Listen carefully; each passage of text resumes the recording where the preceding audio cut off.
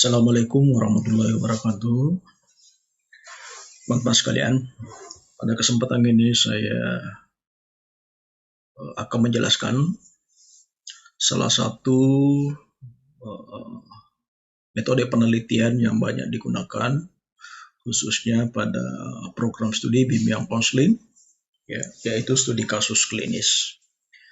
Saya akan mencoba menjelaskan sedikit bagaimana sih melakukan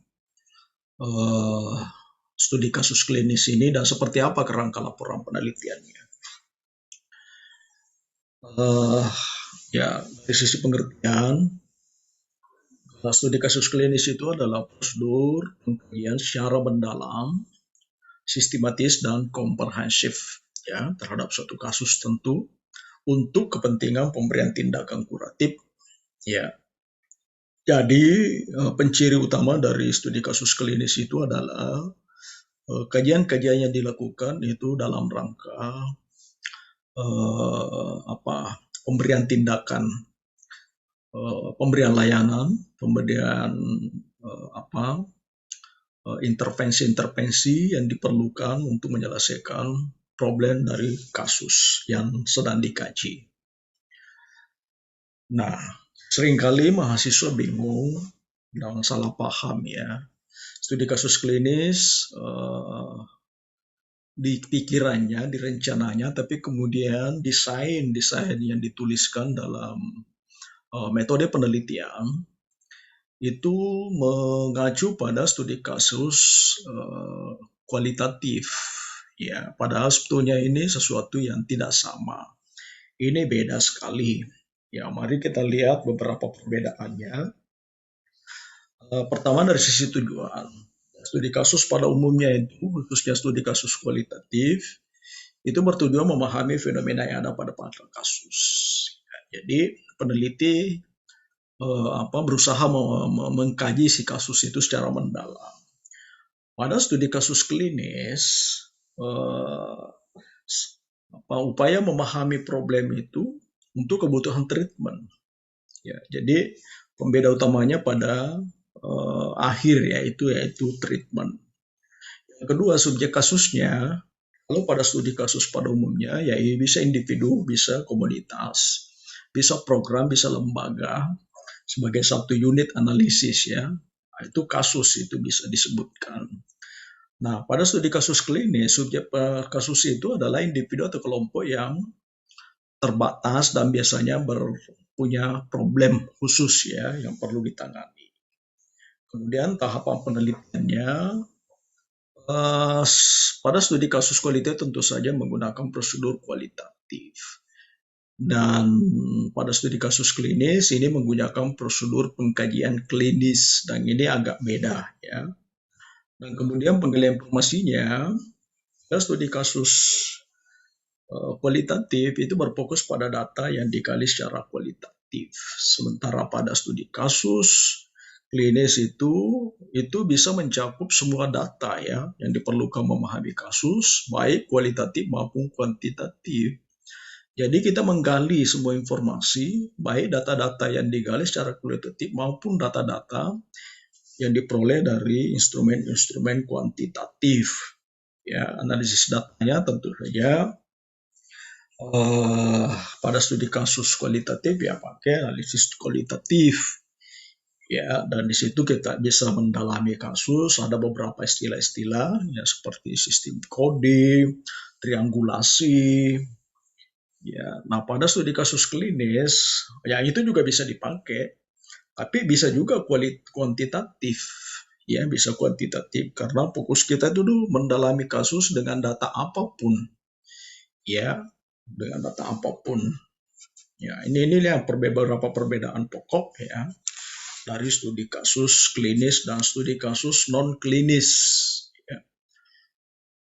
Nah, kajian penelitian studi kasus ini adalah biasanya gambaran situasi problem kasus, pemicu problemnya, dan kemudian bentuk treatment untuk mengatasi problem kasus.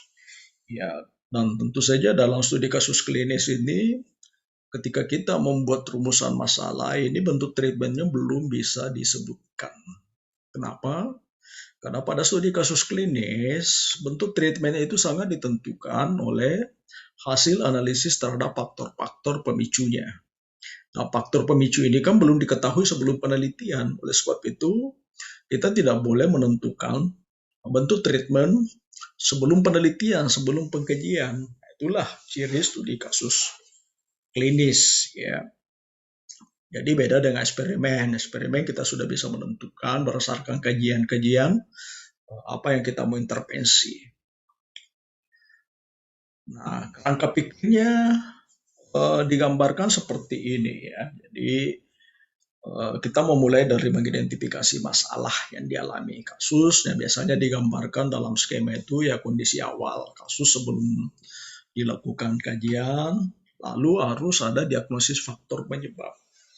Ya, diagnosis ini tidak usah dulu disebutkan, walaupun mungkin juga bisa secara teoritik ada beberapa kemungkinan, tapi dalam apalagi namanya dalam paparan-paparan sebelum menuliskan kerangka pikir ini kita menyebutkan beberapa kemungkinan, tapi mana yang betul-betul dialami oleh si kasus itu nanti ditentukan berdasarkan langkah-langkah diagnosis yang dilakukan. Jadi kita belum bisa menentukan faktor penyebabnya apa sih, kecuali secara teoretik kita bisa menduganya, ya. Lalu ada proses prognosis, identifikasi alternatif. Ya, kalau di skema gambarnya ditulis begini saja. Ya, nanti di penjelasan-penjelasan sebelum gambar ini kita menyebutkan langkah-langkah prognosis yang akan dilakukan. Lalu pelaksanaan intervensi, sekali lagi intervensinya belum kita sebutkan. Tapi intervensi apapun yang akan kita lakukan sangat tergantung pada diagnosis, penyebab, dan prognosis kita. Ya, oleh sebab itu dalam kerangka pikir ini belum bisa disebutkan nama intervensinya, kecuali beberapa kemungkinan boleh saja dari sisi skema berpikir misalnya kita bisa menyebutkan beberapa kemungkinan, tapi mana yang akan betul-betul dilakukan sangat tergantung pada langkah diagnosis dan prognosisnya. Lalu setelah itu ada penilaian terhadap hasil intervensi. Nah, mungkin semacam ini gambar kerangka pikirnya, ya, yang bisa dibuat oleh mahasiswa di akhir bab 2 biasanya dituliskan ini. Nah, tahapan penelitiannya ini agak beda dan inilah yang harus kita jelaskan di metode penelitian dan juga dilaporkan. Ya, dimulai dari identifikasi kasus, spesifikasi masalah, diagnosis, prognosis, treatment, dan evaluasi tindak lanjut. Jadi ada 6. Identifikasi kasus itu adalah yang ya tentu kasus yang kita sudah akan kaji dalam penelitian. Kita langsung saja kepada spesifikasi masalah. Tentu saja sebelum identifikasi masalah, spesifikasi masalah ada identifikasi kasus dulu, baru kemudian seterusnya. Nah, coba saya jelaskan sedikit ya berkaitan dengan 6 langkah-langkah ini dan kira-kira seperti apa akan kita laporkan dalam laporan penelitian kita. Ya. Nah, pertama tadi identifikasi kasus. Apa yang kita lakukan di sini adalah menemukan kasus-kasus yang punya problem spesifik dan unik. Jadi tidak semua masalah itu menarik atau layak untuk dijadikan kasus. Misalnya kepercayaan diri. Kalau di sekolah itu banyak orang yang mengalami ketidakpercayaan diri, itu berarti kan belum merupakan satu kasus. Itu problem biasa saja. Yang kita kaji sebagai kasus adalah problem spesifik. Mungkin kepercayaan diri bisa, tapi yang betul-betul apalagi namanya unik dan mungkin juga memiliki tingkat keparahan yang relatif besar, misalnya sudah memiliki konsekuensi-konsekuensi yang sangat merugikan pada si kasus. Ya. Levelnya tentu relatif serius. Kalau belum serius, ngapain kita mau lakukan studi kasus yang mendalam, ya, dan memerlukan penanganan segera. Nah, inilah kasus-kasus yang perlu kita temukan untuk melakukan analisis kasus. Nah, ini biasanya kita sebutkan di bab 3 ya, berkaitan dengan subjek penelitian si kasus dan sedikit dijelaskan di latar belakang penelitian. Ya.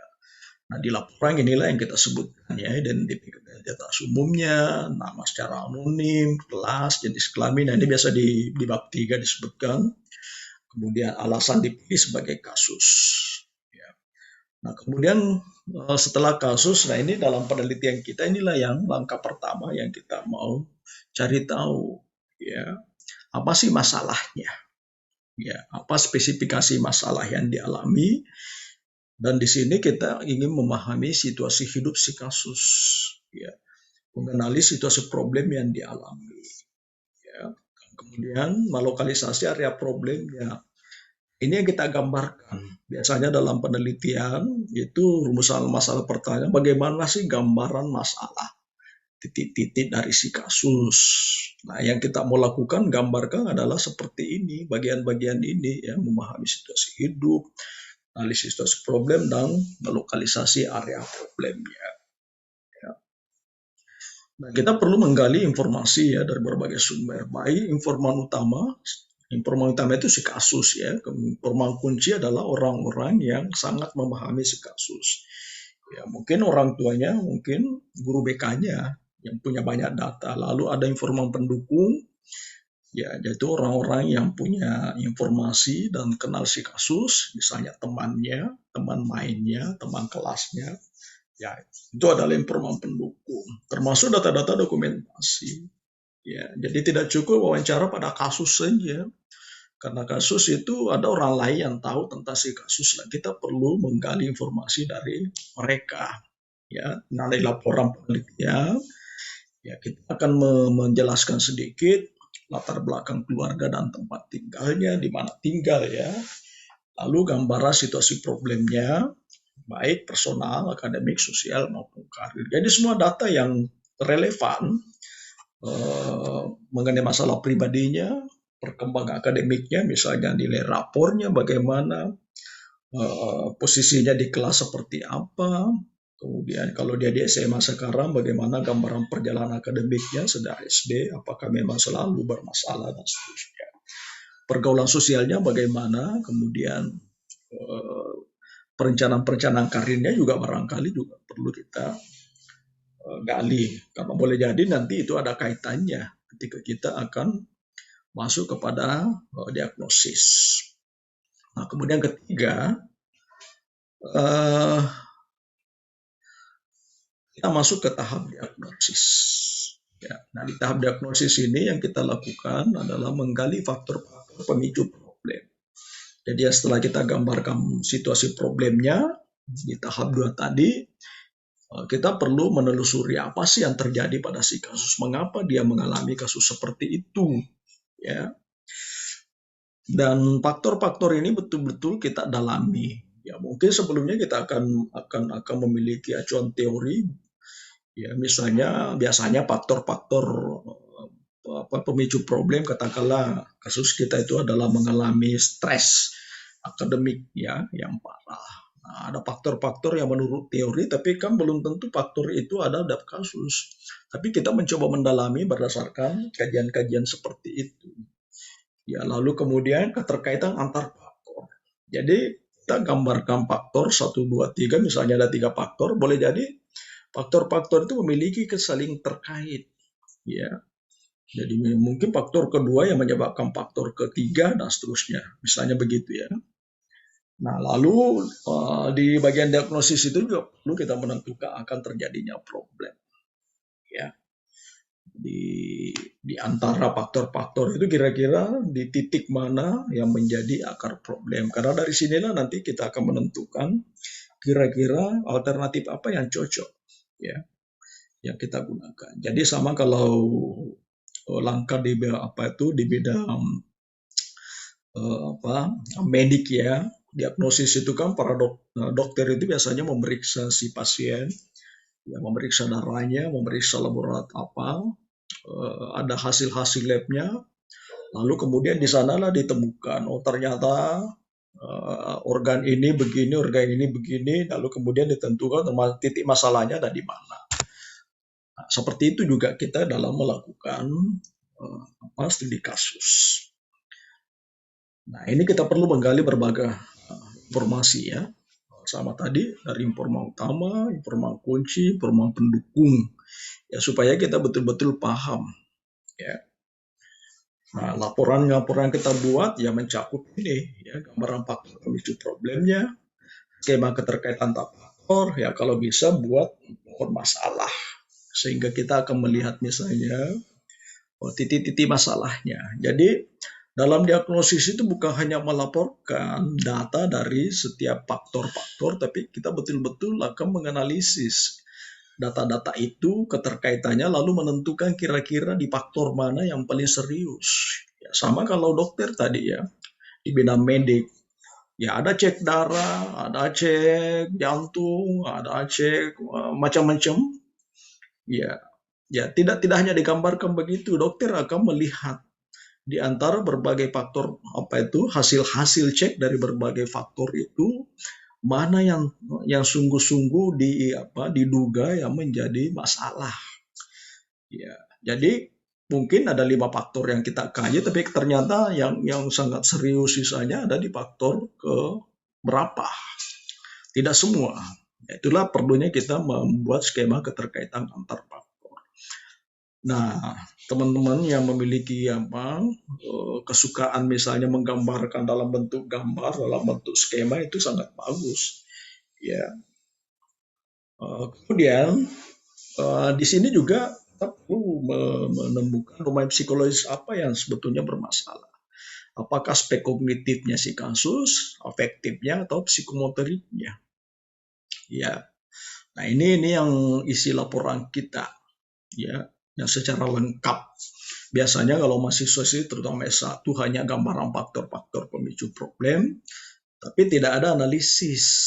Ya, tidak ada analisis lebih lanjut, hanya analisis dari data-data secara terpisah, faktor A, faktor B, faktor C, tapi kemudian tidak ada analisis antar faktor untuk menemukan faktor mana yang paling dominan berpengaruh. Ya. Nah, ini penting ya dalam studi kasus klinis. Nah, kalau penggambarannya baik, itu kita akan bisa masuk ke analisis. Tapi untuk membantu di diagnosis, kita perlu membuat semacam tabel ringkasan faktor pemicu, lalu buat gambar skema keterkaitan antar faktor ya. Nah, kemudian prognosis. Ya, jadi sebelum kita menentukan treatment, langkah-langkahnya itu ada disebut prognosis. Prognosis itu adalah usaha menganalisis data tadi dikaitkan dengan kira-kira alternatif solusi apa yang cocok. Ya. Jadi tidak bisa tiba-tiba saja saya mau menentukan saya mau melakukan intervensi ini, Ada proses prognosis namanya. Yaitu brainstorming semua alternatif dulu. Ya, setelah penggambaran masalahnya, kita kemudian mendaftar alternatif 1, 2, 3. Ya, nanti setelah itu baru evaluasi alternatif untuk menentukan mana yang paling tepat untuk digunakan. Ya. Solusinya itu setelah di brainstorming. Ya, dan ini kita memerlukan juga diskusi dengan para pihak. Ya, kita mengembangkan action plan-nya. Jadi rencana pelaksanaan bantuannya bagaimana. Nah, di langkah prognosis ini harus dilakukan. Ya, saya melihat di mahasiswa-mahasiswa S1 maupun S2 yang menggunakan studi kasus, ini tidak ada datanya, tidak ada laporan. Padahal bagian ini penting sekali untuk mengantarai tahap diagnosis tadi dengan pelaksanaan intervensi. Di sini dalam isi laporan kita membuat kerangka alternatif bantuan yang dibutuhkan ya. Solusi yang dipilih untuk dilaksanakan. Jadi perlu dilihat ini keterkaitan alternatif bantuannya dengan hasil diagnosis. Perlu didiskusikan juga dengan si kasus dan pihak-pihak berkepentingan terkait dengan intervensi mana yang akan digunakan, mana yang akan dilaksanakan pada saat penelitian, mana yang nanti akan ditindaklanjuti oleh guru BK misalnya di sekolah. Nah, akan baik kalau kita membuat tabel, ya misalnya seperti ini, hasil diagnosis, nah ada problem atau faktor-faktor ya, dari faktor ini kita menemukan inti problemnya apa, karena boleh jadi satu kasus itu punya beberapa problem. ya, yang saling terkait. Ya, kalau stres itu kan ada banyak problem, misalnya problem terkait dengan cara mengelola apa eh, tugas belajarnya, cara merelaksasi diri saat menghadapi tugas belajar, ya dia mengalami kesulitan misalnya. Nah, bentuk layanan apa? Nah, siapa kira-kira yang melaksanakan layanan, sumber daya yang dibutuhkan. Lalu kemudian ada tabel untuk menunjukkan yang mana dilaksanakan pada saat pelaksanaan penelitian studi kasus. Ya, nah, tidak harus semuanya dilakukan sendiri oleh peneliti pada saat pelaksanaan studi kasus. Ya, dipilih yang memang bisa dilakukan dan mendesak dilakukan sekaitan dengan masalahnya. Sementara bentuk layanan lain itu direkomendasikan untuk dilakukan oleh pihak sekolah atau pihak siapapun yang berkaitan dengan kasus-kasus yang dialami oleh subjek yang kita jadikan kasus. Nah, kemudian treatment. Ya, kita lakukan treatment yang tadi ditentukan dalam langkah prognosis. Ya, tentu menyepakati agenda treatment dengan si kasus, fasilitas pendukung, ya, lalu melaksanakan treatmentnya. Ya, jadi ini nanti di laporannya digambarkan. Ya, jadi selain diberikan, kapan dilakukan, dan bagaimana gambaran-gambaran proses pelaksanaannya. Ya, ini dilaporkan. Kalau bagian ini biasanya sih mahasiswa laporkan dengan baik ya. Walaupun biasanya hanya memilih satu saja. Seharusnya kan digambarkan juga. Kalau ada layanan lain yang dilakukan oleh sekolah terhadap kasus yang sedang kita kaji itu. Ya, Dua juga tabel ringkasan laporan pelaksanaan treatment yang membuat nama kegiatan, tanggal, tempat, jumlah waktu digunakan, dan pelaksanaan bantuan. Mungkin seperti ini ya format laporannya. Jadi misalnya kita melayani berapa problemnya, treatment apa yang dilakukan. Jadi dalam studi kasus klinis itu mungkin saja kita tidak hanya menggunakan satu, tapi lebih dari satu. Kenapa? Karena tergantung pada kompleksitas problem yang dialami kasus-kasus yang kita tangani. Dan sekali lagi, penanganan yang dilakukan dalam studi kasus ini tidak harus oleh peneliti sendiri, ya, tapi boleh orang lain yang diajak berkolaborasi ataupun direferal, dilimpahkan untuk ditangani, tapi peneliti itu tetap memantau, ya. Nah, disinilah yang dituliskan berapa lama itu dilakukan, tempat pelaksanaannya di mana, pihak yang terlibat siapa dalam treatment yang dilakukan itu. Nah, kalau seperti ini kan bagus ya dilakukan. Nah, kemudian yang tahap terakhir penilaian tindak lanjut. Ya, ini penting. Jadi tidak bisa hanya treatment saja, tapi tidak jelas apakah hasilnya berhasil atau tidak. Nah, di sini kita akan menilai kelancaran proses treatment dan efektivitas hasil treatment. Ya.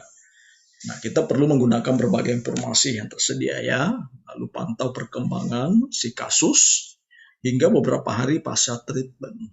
Baru kita laporkan hasil penilaiannya. Jadi tidak bisa misalnya selesai dilakukan konseling, lalu penilaiannya besok, lalu pula membuat laporan. Ya, boleh jadi perubahan-perubahannya itu justru terjadi beberapa hari ya, atau mungkin juga sampai mingguan setelah pelaksanaan treatment kita. Ya, boleh jadi malah juga tidak ada perubahan. Nah, kalau tidak ada perubahan juga tidak apa-apa, dilaporkan saja. Ternyata dalam treatment kita setelah seminggu tidak ada perubahan. Lalu kalau seperti itu apa yang harus kita lakukan? Ya direkomendasikan untuk ditindaklanjuti. Karena ini adalah bagian tindak lanjut. Ya perubahan misalnya terjadi sampai hari keberapa, lalu kemudian bagian-bagian belum berubah itu juga tetap kita laporkan ya, dan kemudian ditindaklanjuti. Ya, termasuk ini menyusun agenda tindak lanjut ya. Nah, laporan kita bisa seperti ini ya. Jadi keterlaksanaan proses seperti apa, efektivitas layanan, perubahan apa yang terjadi pada konseli, lalu tindak lanjut apa yang diperlukan ya, sekaitan dengan hasil layanan kita. Seperti tadi mungkin saja ada bagian-bagian dari perilaku konseli yang belum berubah dan itu perlu ditindaklanjuti oleh pihak sekolah. Ya, seperti itu saya kira ya, pelaksanaan studi kasus klinis yang pada mahasiswa program studi bimbingan konseling seringkali ini menjadi pilihan-pilihan yang menarik ya dipilih oleh mahasiswa dalam menyusun skripsi, tesis. Ya. Mungkin saya tidak tahu disertasi apakah ada yang melakukan studi kasus klinis seperti ini, tapi kalau S1, S2 itu banyak lah ya. Demikian, terima kasih. Assalamualaikum warahmatullahi wabarakatuh.